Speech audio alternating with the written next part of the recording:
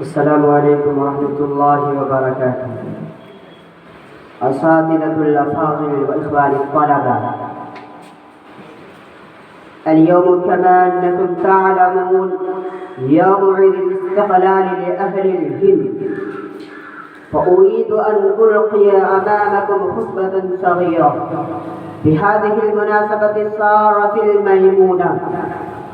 أيها الحاضرون الكرام، إن العلماء والمسلمين كان لهم حظ وافر وجهد شاق في تحرير بلاد الهند من الإنجليز، فكانوا بالليل رهبانا وبالنهار فرسانا، وفي الدين أبدالا وفي القوة أبطالا، وكان الإنجليز يحكمون على أجسادهم وأجسامهم، ولكنهم عاجزون عن السيطرة على قلوبهم وأذهانهم. فكان العلماء كفدوا وطعنوا وقتلوا وظلموا وخنقوا وشرقوا لتحرير بلاد الهند.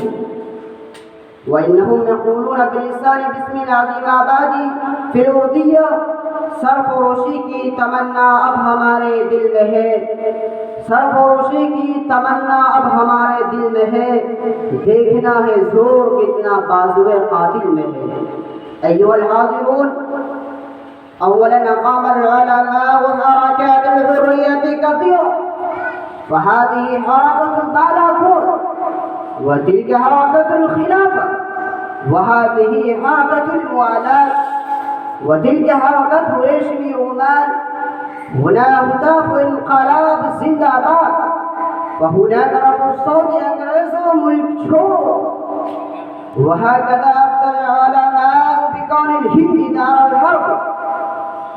هذه هي الهتافات والشعارات التي نفخت في دماء المسلمين روح الحرية والجهاد من الإنجليز، حتى قاتل المسلمون بالإنجليز مقاتلة شديدة ومحاربة عظيمة، لأن التضحية والتفدية تجري مجرى الدم في عروق المسلمين، ولا يزال يقتلون ويقتلون حتى تحررت البلاد من الإنجليز.